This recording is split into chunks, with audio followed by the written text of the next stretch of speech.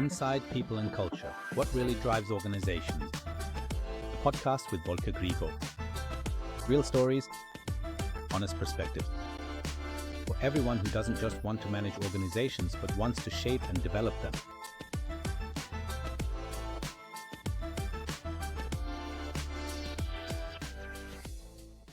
In my first episode of Inside People and Culture, Stefan Buch handed over the mic to him. And today he's really here. Huni Park, VP Communications at Viessmann. We're about to talk about communication, leadership, trust, social media, and why communication needs to change if companies still want to be heard tomorrow. Great to have you here, Huni. Thank you very much, dear Volker. I'm really happy to be able to do this episode with you. Number 2, right after Stefan, couldn't be a greater privilege. Yeah, cool. So not only a warm welcome to you, Huni, but especially to all the listeners who are once again eagerly streaming the podcast. Huni, there's a topic I have to bring up right at the start. In 2023, you were named Leader of the Year by the jury of the German Leadership Awards, among other things, for your clear, empathetic, and future-oriented leadership style. And there's a question that's really burning on my mind. What does good leadership mean to you, especially in times like these when communication, expectations, and speed are changing so dramatically? I think good leadership first and foremost means communicating at eye level and above all, providing a lot of context when communicating. And I believe it helps immensely when you meet people at eye level and with context, because that's exactly where interpersonal relationships can be strengthened. And I think that's really what leadership is all about. That you can strengthen interpersonal relationships, that you're able to mobilize people, that you're able to get people behind you and bring them to the same level. And I think, especially in these times, as you rightly said, Volker, it's more important than ever. Great, but we've already jumped right into the topic now. I find it super exciting and inspiring to talk to you about this. But the loyal listener or the loyal female listener, they know how the podcast actually starts, namely with the so-called inside moment. And Huni, over the past few years, you've witnessed how communication has radically changed, both internally and externally. You could almost say it's been a revolution.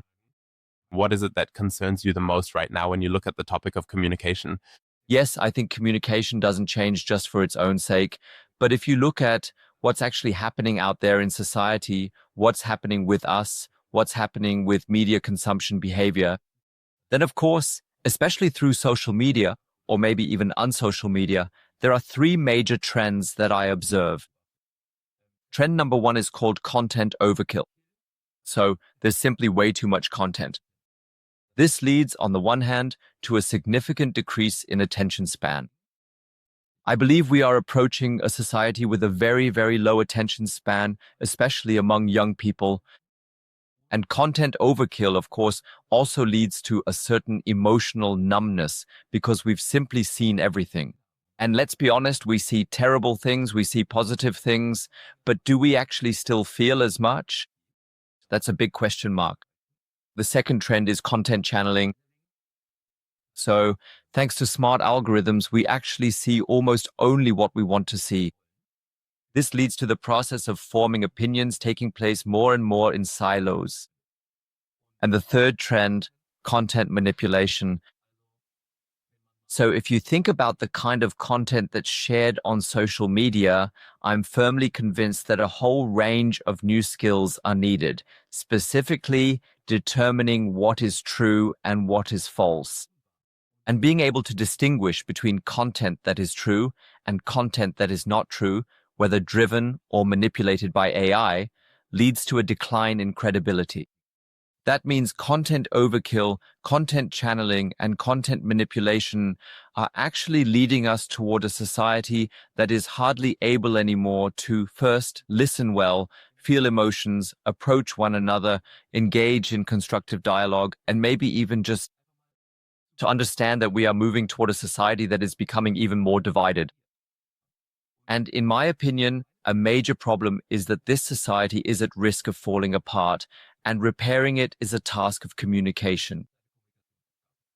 You just said a lot of things that really resonate with me right now, or rather that I would love to go into more detail about. But the first thing when we initially talked about leadership was that you said leadership needs to provide context.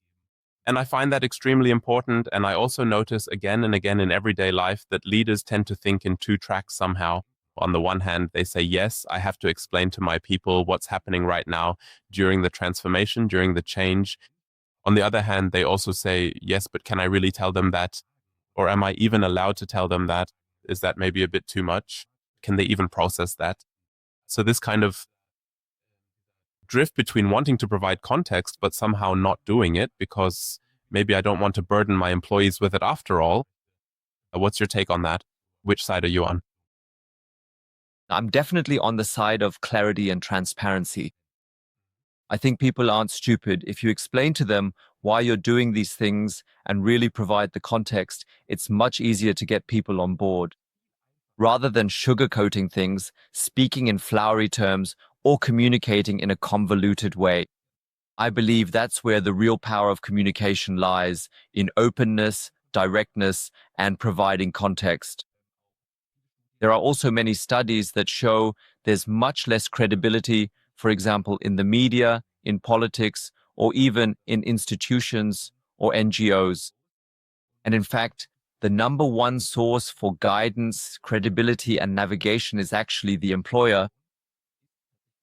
Almost 76%. That means 76% of respondents believe that the number one source for navigation, guidance, and clarity is their own company or their own boss. And I think becoming aware of this role is something that comes with leadership responsibility.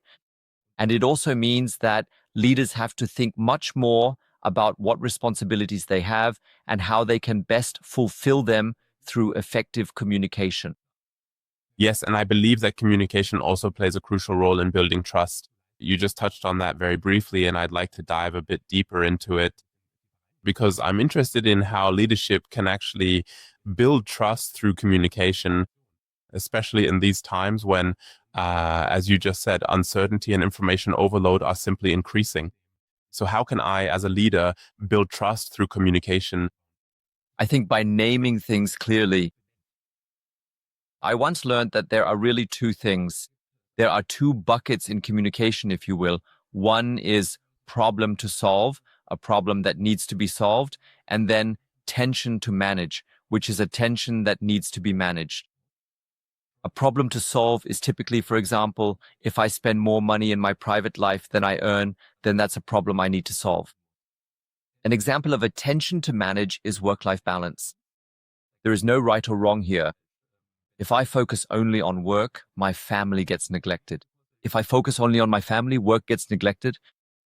That means in such a tension, you especially need the courage and clarity to create understanding and acceptance for it during different phases. And you do that by stating it clearly. So now I'll translate this from private life into the business world. A problem to solve is a business unit operating at a deficit. Of course, I also have to clearly state what it's about, how this problem needs to be solved, and that it is absolutely necessary for us as a company to tackle this problem with all available measures. There are many examples of tension to manage, such as decentralized versus centralized, developing in-house versus buying, or insourcing versus outsourcing. There are many companies that are doing well and are successful in each of these directions. In other words, there isn't just one way that makes a company successful. But if you know that, then you have to find the clarity to articulate it exactly like that, to say, we have a tension here and there are different ways to resolve it. Our path is the one we've deliberately chosen with all its pros and cons. And we ask you to support this path. This is a completely different way of communicating than simply presenting people with a fait accompli. You've just talked about the importance of trust, clarity, and transparency in communication. I also sense that the presence of emotions in corporate communication is something you consider to be quite important and significant. Would you mind elaborating a bit more on how you see the role of emotions in this context? Can you say whether emotions play a bigger role in corporate culture today than they did in the past? Absolutely. So I am firmly convinced that, above all, you can win people over by showing emotions. As I mentioned at the beginning, there's also this mega trend of decreasing attention spans and emotional numbness. That means as a leader, I have to be even more open and transparent if I want to win people over. Conversely, that also means you have to show emotions, of course. So if you think about how classic stories are structured, Hollywood movies, or even fairy tales, for example, they follow a very classic pattern. I call it rise, fall, and elevate. So in the rise phase, something great happens, something goes well. In the fall phase, something really terrible happens. A fight, a death, a conflict, a natural disaster, etc. And in the elevate phase, the protagonists become strong because they pull themselves together, fight, grow beyond themselves, and in the end, they marry the princess or the prince. But the moment when the audience connects with the protagonist is not in the rise or elevate phase, but in the fall phase, in the phase where when you really see the hero at rock bottom, because that's when you can relate, because then, I've felt that way too.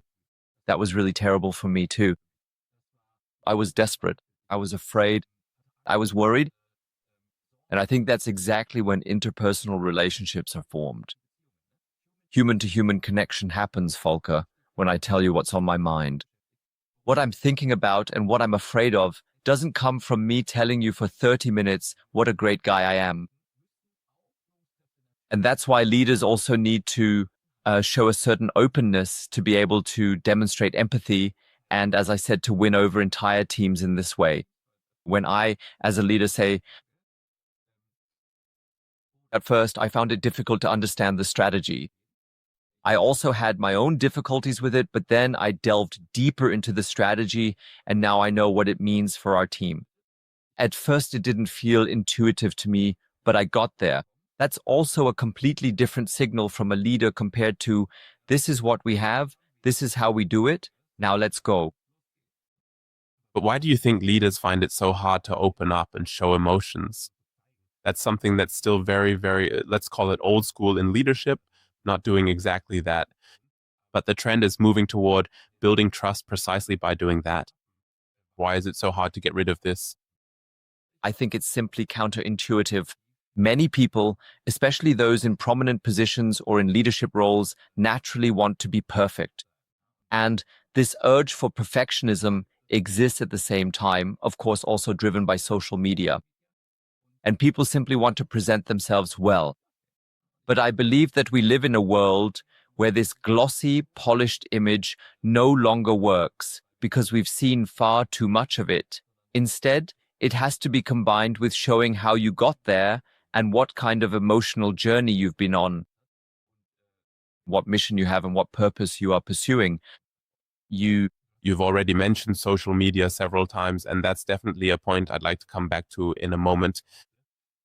But before we do that, I have a specific question. Do you have a tip for leaders on how to best strike a balance between clarity and empathy in communication? Do you even need to find a balance?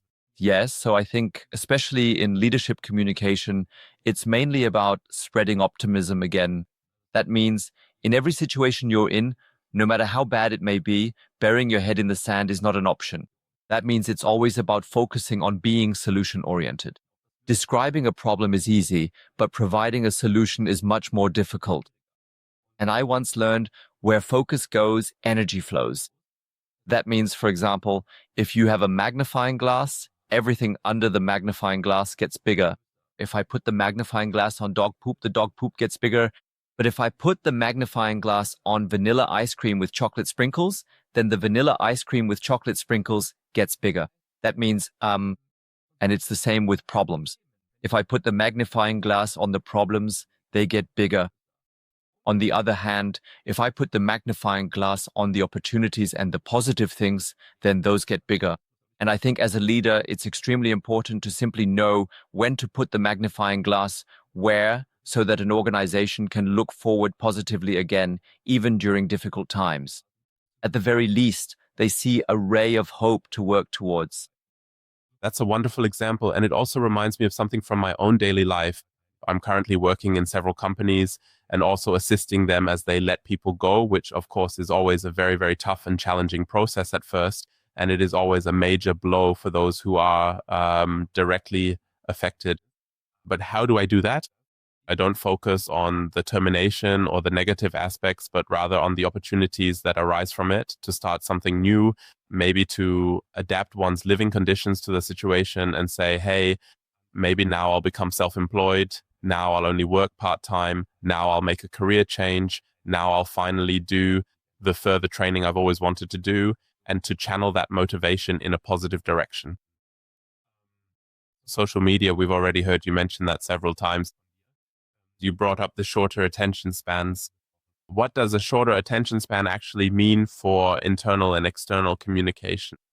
How do I, as a manager, or perhaps even as the CEO of a company, need to adapt to this shorter attention span and communicate accordingly? I am firmly convinced that the future success of a company will depend on how many people it can mobilize. And the number of mobilized employees determines the relevance of the company. And when I think about how to actually mobilize other people, it's by turning them into communicators as well. So that means if I have a story and want to share it, I need to make sure that this story has certain components so that it will actually be shared. Personally, for example, I don't share stories that I don't understand. That means simplicity is a factor. Another thing is there has to be something new about it. So sharing an old chestnut, of course, doesn't do much for me. That means A, the story has to be short, B, it needs to have a new aspect, and C, it has to be made shareable by allowing it to be personalized. And I think those are definitely three components: the ease, the easy understanding, the new insight, and above all, the ability to personalize it. From my point of view, these are three components that ensure a story spreads on its own. From the way you said it, I got the impression that you view this shorter attention span somewhat critically, and that compared to earlier times, it also negatively affects communication. Correct me if I'm interpreting that wrong, but is there perhaps something that companies can learn from social media despite exactly that issue? I think social media is a bit like television after all. In the context of the digitalization of content. So, for example, television also made smarter people even smarter and made less intelligent people even less intelligent, depending on what kind of content you consumed. And I think the same applies to social media. The algorithms have simply become much smarter. That means, of course, that's why it depends on what content you consume. We have all the knowledge in the world on our smartphones, and maybe we should ask ourselves, what content are we actually consuming from it? I think it's important to engage with it critically and above all to consider the payoff. So, am I doing this even though I could be spending real physical time with my friends, having good conversations with people who can teach me something? Or am I substituting that? So interpersonal interaction is becoming more and more important. And we're also heading into a society where loneliness is a very big problem, also driven by social media. That's why the question is always, how much time am I spending and what could I be doing instead?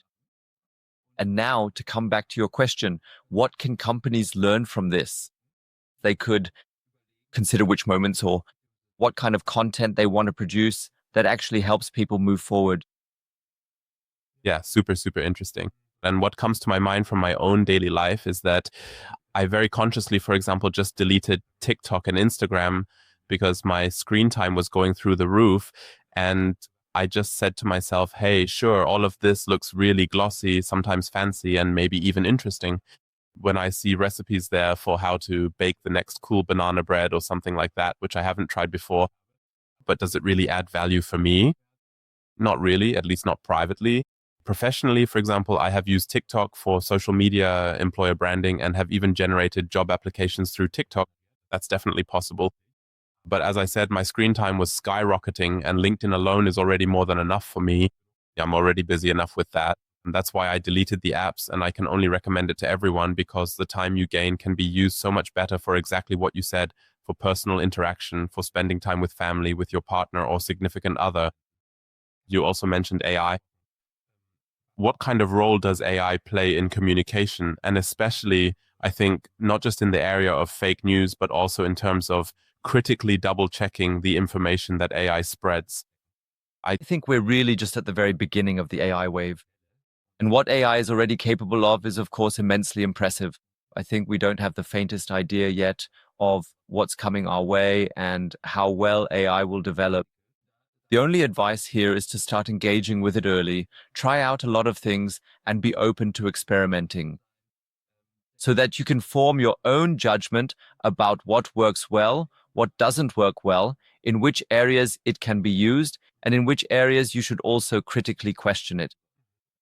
I think it's just extremely important to really engage with it a lot and simply lose your fear of contact. Yes, exactly. And I also keep hearing in my everyday life that people are sometimes afraid of AI. Of course, also that they're afraid for their jobs and of being replaced by AI and so on. And I always say, no, you don't need to be afraid of being replaced by AI if you understand it and use it for yourself. And above all, we shouldn't forget that there are things AI simply can't do. AI can't be creative. AI can't answer questions that have never been asked before, because the questions AI answers have always been asked somewhere before. And that's why I think it's super, super important to engage with it and use AI as a supportive tool. As we're slowly coming to the end of the podcast, could you maybe briefly summarize which skills leaders or communication teams will need in the future to stay relevant? I believe that the attitude of a leader saying that communication is not part of my responsibilities no longer holds. There are many department heads who say communication is handled by the CEO or the communications department. It has nothing to do with me because I'm in purchasing, logistics, marketing, or whatever. I don't think that works. I am firmly convinced that leaders have a responsibility for communication because by doing so, they provide their teams with a lot of context, clarity, and direction. They also have a great opportunity to motivate people through a certain emotionality, and ultimately, they have the responsibility to focus on the positive things and to always look ahead in a solution-oriented way. And if leaders are aware of this responsibility and engage with it, then I truly believe it can move mountains. Yes, thank you for that. I definitely agree with that very, very much. Now, we've reached a point in the podcast where I always give my guests 5-sentence starters and the guests complete the sentence. And I'd like to do that with you as well. Huni, are you ready? Absolutely. Very cool. Then here comes the first sentence starter for you. Good communication means to me? Openness and context. Short and sweet. Very, very good. Second sentence starter. Leadership without communication is? Not leadership. Emotions in communication are? Absolutely essential for building interpersonal connections. This is coming one after another here. Drastically changed and will continue to do so. And the last one for you. If companies want to stay relevant, they have to reach and mobilize many people. Thank you for playing along with this little game. That was quick as a flash and above all really emphasizes what you just said before. Is there anything else you'd like to share with the listeners in closing, something that hasn't been said yet, perhaps? Well, first of all, I think there's no need to be afraid of communication, just as little as of AI. Also, be open to experimenting and above all, practice, practice, practice. And the most important thing you should never forget about communication is that life itself on its own is not important. Life only becomes meaningful when you have a positive impact on other lives. And that works through communication. And personal communication. I think we live in a world where so much happens remotely online. And what I notice and what I keep seeing, for example, in the discussion between home office and back to the office, is that these real face-to-face interactions are just incredibly, incredibly important for personal connection and for building trust.